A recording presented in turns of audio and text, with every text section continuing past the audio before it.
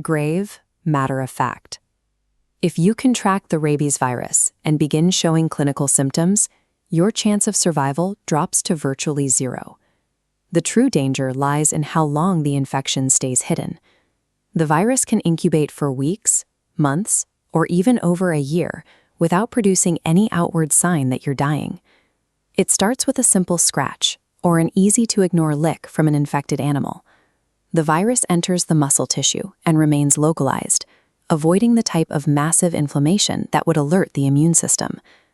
By laying low and avoiding detection, it transforms a minor wound into an invisible, fatal countdown. Deep under the skin, the virus searches for the tips of peripheral nerves. When it finds one, it targets a specific receptor called P75NTR. This receptor normally carries growth factors required for neuronal survival. By binding to it, the virus tricks the cell into treating a lethal pathogen like a vital nutrient, pulling it through the outer membrane and into the nerve's interior. Once inside, the virus is physically shielded from the body's circulating antibodies. It has moved beyond the reach of the frontline immune response. To reach the brain, the virus must travel up the axon. This is a long internal highway that neurons use to move cellular materials back to the cell body, a process called retrograde axonal transport. In 2014, researchers discovered that rabies doesn't just ride this system, it takes control of the machinery. It travels with a supercharged velocity, moving faster and with fewer pauses than the cell's own cargo. The rabies virus effectively seizes control of the neuron's internal logic, repurposing our own survival mechanisms to accelerate its arrival at the central nervous system. Once that high-speed transit reaches the brain, the stealth phase ends. As shown in this electron micrograph, the virus begins replicating explosively, packing the infected tissue with bullet-shaped viral particles. This causes massive inflammation, known as encephalitis. The host enters a state of total neurological collapse, characterized by hallucinations, disorientation, and extreme hyperactivity. This damage triggers the disease's most defining symptom, hydrophobia. Intense spasms in the throat make it agonizing to swallow water, or even your own saliva. These throat spasms serve a biological purpose. Because the host can no longer swallow, the virus concentrates in a thick foam of saliva, positioning itself perfectly for the next step of the cycle.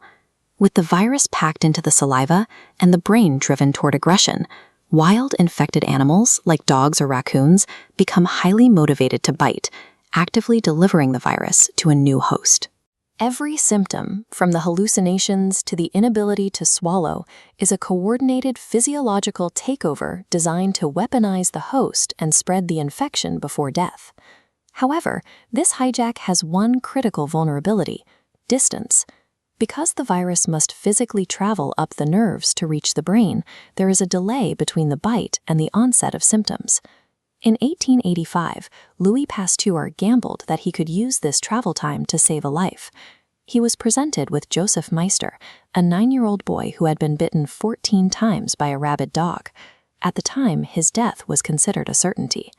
Pasteur injected the boy with a weakened version of the virus, hoping to prime the child's immune system to recognize the threat while the actual infection was still crawling toward the brain. Meister lived.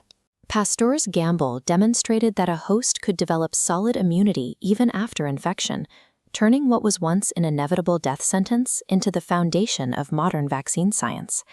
Today, that preemptive strike is known as post-exposure prophylaxis, or PEP. By flooding the body with antibodies and a modern vaccine, PEP hunts down the virus in the muscle tissue. The goal is to destroy the infection before it can dock with a receptor and board the nerves. This window for treatment is short and absolute. If you are bitten or scratched by a wild animal, or even wake up in a room with a bat, you must act immediately. Once symptoms start, the window for medicine will slam shut. Rabies is a master of biological hijacking, but the race is winnable, provided you trigger the defenses before the invisible countdown runs out.